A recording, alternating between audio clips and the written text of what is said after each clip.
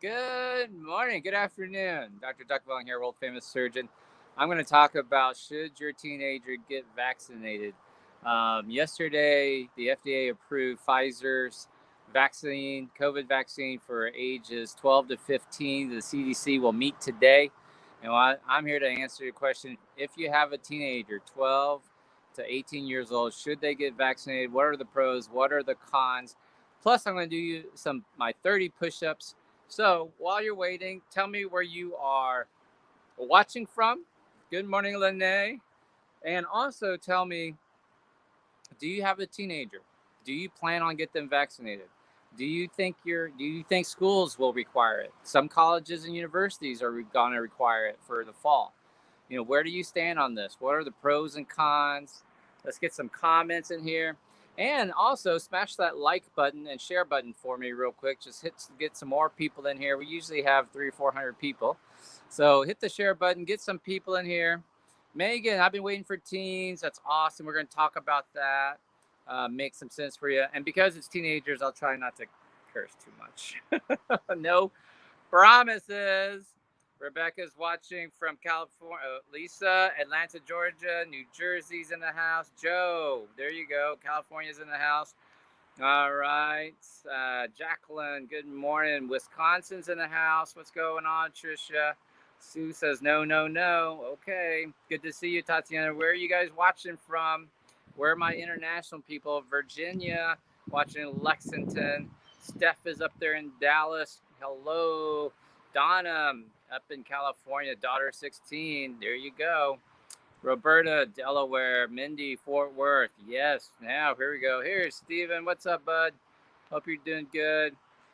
Bakersfield, Ramon, Angie in Tennessee. Columbia, Maryland, Lucille. Here we go.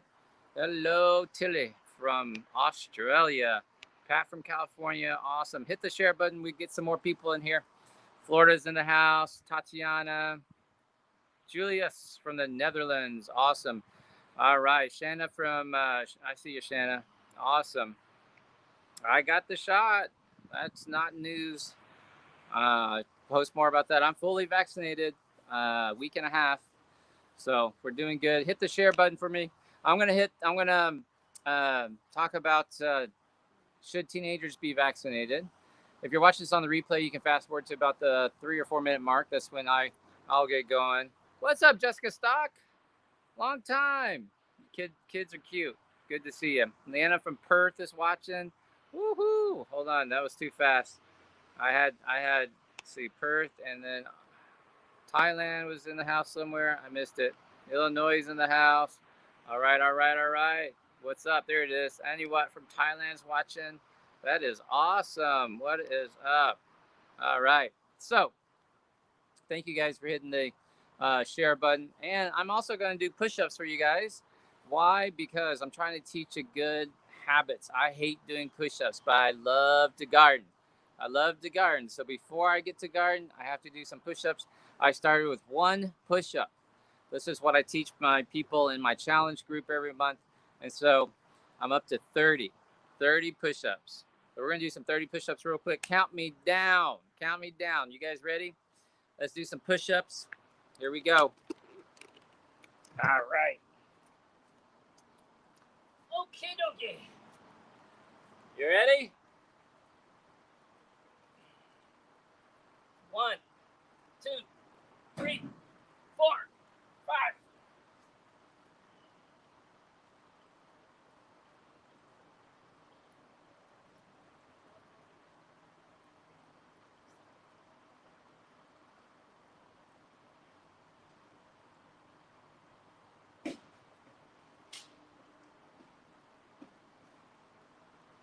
8, 29, 30.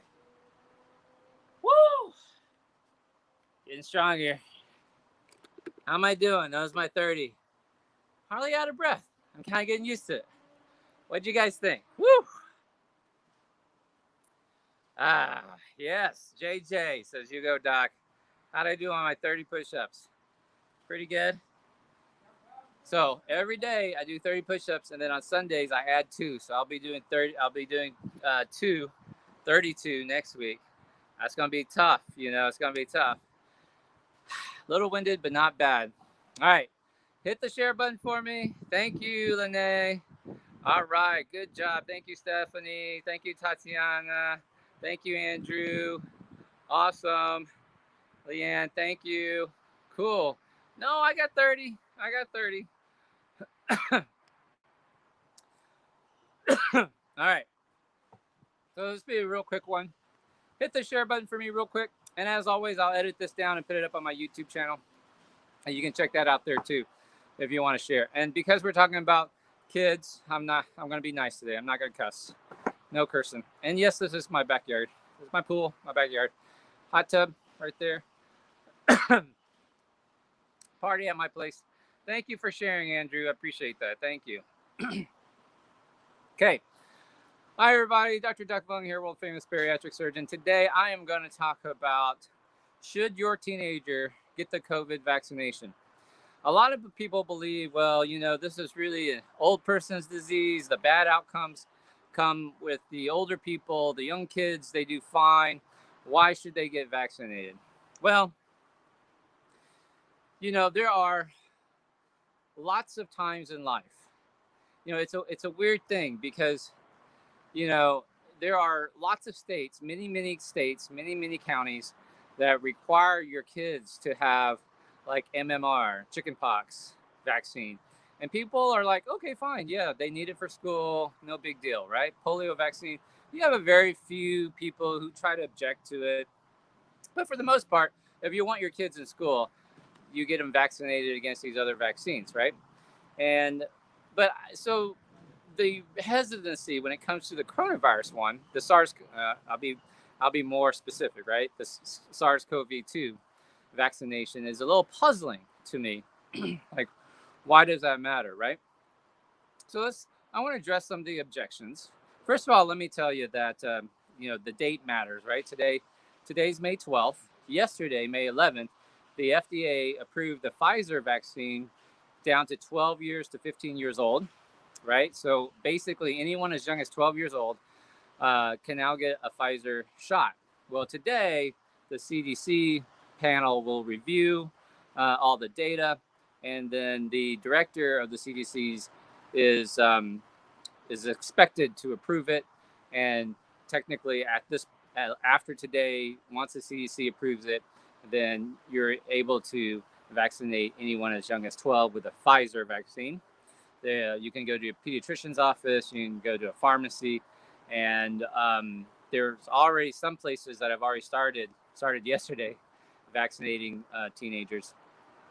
The other thing you need to know is that the dosage is the same as an adult.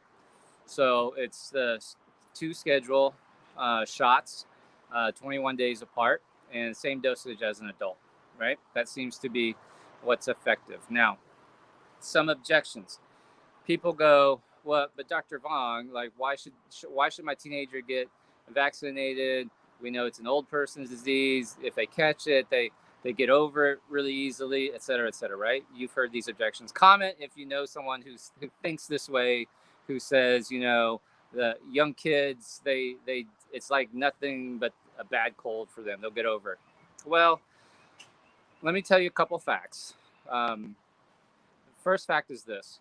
There have been kids as young as 2 or 3 years old that have died from coronavirus. Now, you might want to believe that it's conspiracy, that it's not really accurate. They actually died in a car wreck and they were all, labeled COVID. Like, okay, whatever, motherfucker.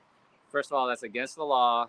No doctor's doing that. You can believe that conspiracy all you want, but that's not how coding deaths work, right? So it's really insulting to our healthcare professionals for people to say stuff like that. So first of all, I would normally call you a motherfucker, but I'm not going to do that today. I'm just going to ask you to kindly be considerate and understand that when you say stuff like, oh yeah, they all got coded, called COVID when they had a car wreck. It doesn't work that way. No doctor is going to lose his license or get in trouble because of that, right? And it's really insulting to the healthcare professionals that you rely on. You rely on for your healthcare, your blood pressure meds, your little blue pill, Uncle Billy, and your cancer treatments, take care of your mom, your dad, your kids. Suddenly, this pandemic hits and we've just lost our minds and we seem to think the worst of these healthcare professionals, which is crazy to me. So, fact, we know that young kids have died from catching COVID. COVID's the disease. SARS-CoV-2 is the virus, right? So from catching SARS-CoV-2, developing COVID, and then subsequently dying. So I'll be very accurate in saying that. Now, if you also look at the current numbers from the American Society of Pediatrics, a year ago, kids made up 3% of the cases. So not zero, 3% of the cases. So you are accurate when you say, well, mostly older people caught it. And if you're older, you're at higher risk. That was true a year ago. Fast forward to today, to March numbers, April numbers, kids make up 20% of the new COVID cases are now kids, pediatrics, right? And that's a significant increase. To go from 3% to 20% is a big increase. Why is this happening? Well, we know we prioritize vaccinating the elderly. The elderly, generationally speaking, will listen to their healthcare professionals and leaders. And so the older population generally has been trying to play safe because they know they were higher risk. They probably stayed at home, probably wore masks. Obviously, you have a few that don't, but for the most part, they've taken a lot more seriously. So their numbers are going down. And then the population that we thought, could handle it, their caseload has increased up to 20%. Okay. So now that we're having more cases, we can develop better data and number, just like understanding that proportionately the number of cases in teenagers is going up. So people will sit there and go, well, Dr. Vaughn, why should I take it? You don't know the long-term effects of the vaccine. Well, motherfucker, I just did it. I didn't mean to do that. No, like, good human being, I know you're a good guy, whatever. So it's only been a year. Of course, no one knows the long-term effects. So when you sit there and say, you don't know the long-term effects, you're just really showing, like, duh, it's not brilliant, right? It's only been, in the pandemic, has been a year. Of course, we don't know the long-term effects. But I would counter with that by saying that even though the vast majority of teenagers who do catch COVID do recover, I will throw it back at you and say, we don't know the long-term effects of COVID on teenagers. We do know from the data last year, since we've been in the pandemic for a year, that people who survived COVID, like they recovered, 30% of people who recovered from COVID, who didn't die from COVID, up to 30% have lasting effects. So the long haulers. And there's also a scale on the long haulers. Some are really debilitated. Some are young, healthy people that can't breathe, can't jog, can't run, can't ride their bikes. We know they have brain fog. We know they have myocarditis. We know that there's some kidney disease. They're just chronically fatigued. So we know that in 30s and 40-year-olds that were previously healthy, they have long hauler syndrome. So now I can't guarantee that, but it's within reason to think that if you're going to let your teenager recover from COVID, just understand that there's a chance, there's a good chance that there will be a teenager long hauler classification, so that your teenager, other than just being a normal dickhead, will really be chronically fatigued, will really suffer from brain fog, will really have trouble focusing. It's not ADD, it's not ADHD. It really could be a consequence of having recovered from COVID. So just think about that. When I, as a parent, weigh the risk and benefits of not knowing the long-term effects of the vaccine, although we know the efficacy of the vaccine, we know that it's 100% effective in keeping you alive. We know it's 94% effective in preventing you from getting COVID, not catching SARS-CoV-2. No vaccines keep you from catching chickenpox virus or polio virus, but 94% from you developing the disease of COVID or the disease of polio or the disease of smallpox, right? And it's 100% effective in keeping you alive. We do know that. We know that right now. And could there be a time in the future when, like it turns out that you have these sort of symptoms or whatever? Yes, of course there is. But quite honestly, very highly unlikely. Much more likely that there will be long hauler syndrome. Like I said, 30% of people who survived COVID, up to 30%, have long hauler syndrome. And we have yet to know how long it lasts. So somebody's going to say, well, how long is that going to last for? We don't fucking know yet. That's what's called science. That's statistics. That's why we look it up. That's why we wait for it. So to clarify a couple of things, because some people make comments and make assumptions and say bullshit stuff. So I'd love for you who watch me regularly to just answer some of these assholes for me. Yes, I got vaccinated. I'm fully vaccinated. I got the Moderna dose twice. Yes, my family's gotten it. Erica's gotten it. Her mom's gotten it. The grandmothers have gotten it. We did fine. I don't have a tail. I didn't grow a second head. No, my DNA's not changed. I did a video on that the other day. And number two, no, I don't get paid. No it's illegal. You can't. The things that people say is just ridiculous. I do not get paid for promoting the vaccine. I do not. It's against the law. That would be a kickback. It's completely illegal. You lose your license. There's none of that.